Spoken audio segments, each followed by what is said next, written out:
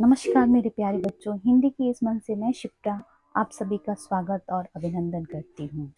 इस समय हम भक्तिकालीन सगुण कवि सूरदास को पढ़ रहे हैं, जो कि भ्रमर गीत सार नाम से आपके पाठ्यक्रम में संकलित है। चलिए आगे बढ़ते हैं। इसके पहले हमने सूरदास के जीवन परिचय को पढ़ा, ठीक है। यहाँ देख लीजिएगा, ये सूर सागर जो इनका रचना है उसी से लिया गया है, जो कि भ्रमर गीत सार के नाम से, शीर्षक के नाम से संकलित है। यहाँ पे देखिएगा, भ्रमर गीत सार, इसका जो नाम है भ्रमर गीत सार, इसमें जो उद्धव हैं उनको भ्रमर कहा गया है। उनके सखा भी थे, मित्र भी थे और चचेरे भाई भी थे। तो भ्रमर यहाँ उद्धव जी को कहा गया है और उद्धव जी गोपियों को समझाते हैं, इसलिए इसे उद्धव गोपी संवाद भी कहते हैं। यानी भ्रमर गीत सार को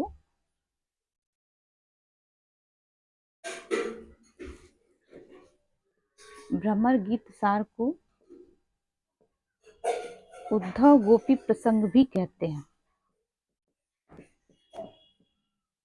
उद्धव गोपी प्रसंग,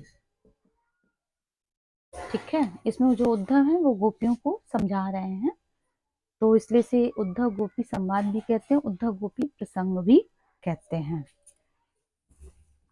अब जरा इसको पढ़ाने से पहले थोड़ी सी भूमिका है, वो भूमिका आप समझ लीजिएगा। इसमें जो उद्धव जी रहते हैं उन्हें वो बहुत बड़े ज्ञानी रहते हैं, वो भी निर्गुण ब्रह्म के, निराकार ब्रह्म के बहुत बड़े ज्ञानी रहते हैं और उन्हें अपने ज्ञान पे बहुत बड़ा अहंकार भी रहता है। तो जो कृष्ण हैं उन्हें कहते हैं कि आप ब्रज चले जाइए और इससे मेरे दो काम हो जाएंगे। पहला काम ये हो जाएगा कि ब्रज का समाचार भी मिल जाएगा और दूसरा काम हो जाएगा कि आप गोपियों को समझा भी देंगे। और मन ही मन वो प्रसन्न भी थे, मुस्कुरा भी रहे थे। मुस्कुराने का मतलब यहाँ पे ये है कि अगर हल्का हल्का कृष्ण मुस्कुरा रहे हैं तो उसका मतलब ये है कि वो किसी के अहंकार को तोड़ना चाह रहे हैं, उनको सबक भी सिखाना चाह रहे हैं। क्योंकि उद्धव जब जाएंगे और गोपियों के प्रेम को देखेंगे तो उनका अहंकार खुद ब खुद नष्ट हो जाएगा। तो इसमें जो कृष्ण जी हैं वो उद्धव जी से ब्रज जाने के लिए कह रहे हैं। देखिएगा, उद्धव, हे उद्धव, यह मन निश्चय जानो, यह अपने मन में निश्चय रूप से जानो, जान लीजिए। हे उद्धव, यह अपने मन में निश्चय रूप से जानो, आप जान लीजिए। मन क्रम वच मैं तुम्हें पठावत ब्रज को तुरंत फलानो।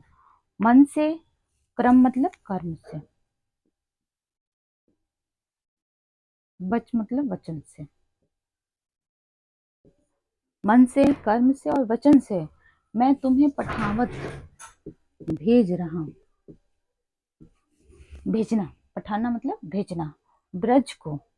मैं मन से, कर्म से और वचनों से तुम्हें ब्रज को भेज रहा हूँ। तुरंत मतलब तुरंत, पलानो मतलब पलायन करिए, प्रस्थान करिए। हे उद्धव, यह मन निश्चय जानो, यह अपने मन में निश्चय रूप से जान लीजिए। इसमें कोई शंका नहीं है कि मैं आपको नहीं भेज रहा हूँ, मैं आपको निश्चय रूप से भेज रहा हूँ, इसलिए अपने मन में यह निश्चय रूप से आप जान लीजिए। मन क्रम वच, मन से, कर्म से और वचनों से, यानी मैं पूरी सद्भावना के साथ तुम्हें पठावत, आपको पठावत भेज रहा हूँ। ब्रज मतलब ब्रज को, मन से, वचन से और कर्मों से, यानी पूरी सद्भावना के साथ मैं आपको ब्रज में भेज रहा हूँ। तुरंत पलानो, तुरंत ही पलानो, प्रस्थान करिए। पूर्ण ब्रह्म सकल अविनाशी, सकल मतलब सकल, अविनाशी मतलब कभी न नष्ट होने वाला, यानी सकल अविनाशी, कभी न नष्ट होने वाले पूर्ण ब्रह्म। पूर्ण ब्रह्म क्या क्या है? तुम ज्ञाता, आप ज्ञाता हैं। सकल अविनाशी और पूर्ण ब्रह्म के आप ज्ञाता हैं, ज्ञानी हैं।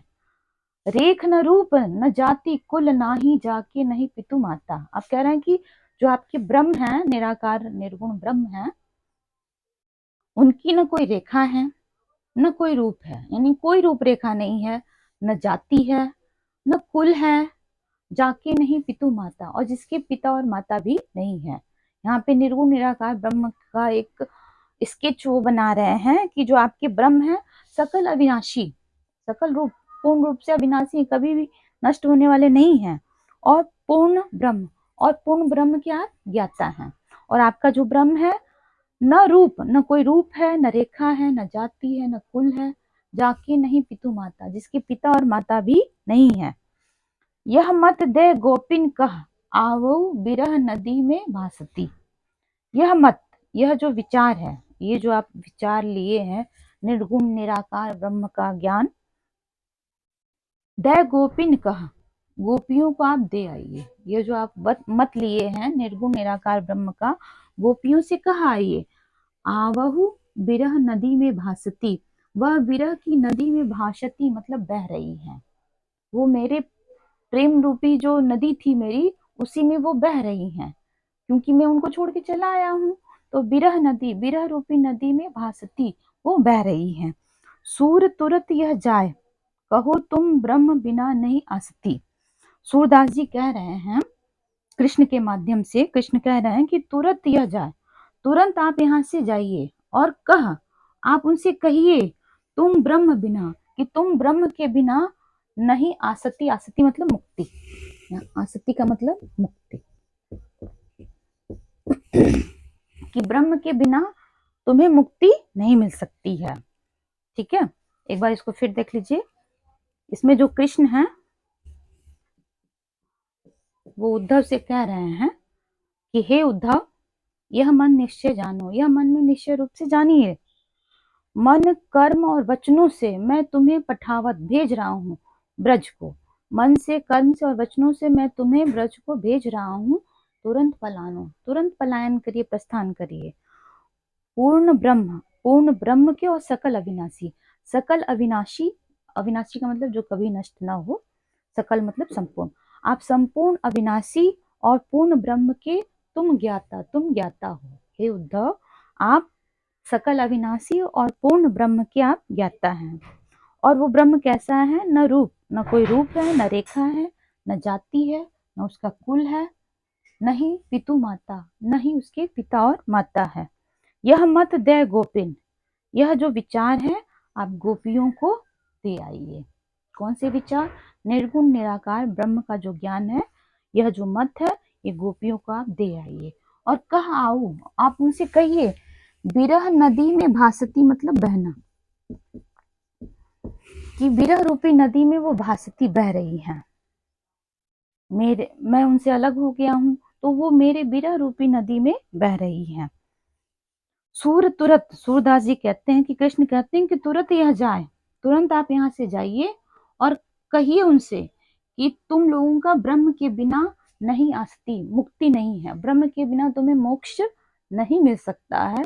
उन्हें अपना ये जो अखंड ज्ञान है, संपूर्ण ज्ञान है, उन्हें दीजिए, जिसकी वजह से वो मुझे भूल जाएं, वो मुझे विस्मृत कर दें और अपने दैनिक कार्यों में प्रवृत्त हो जाएं।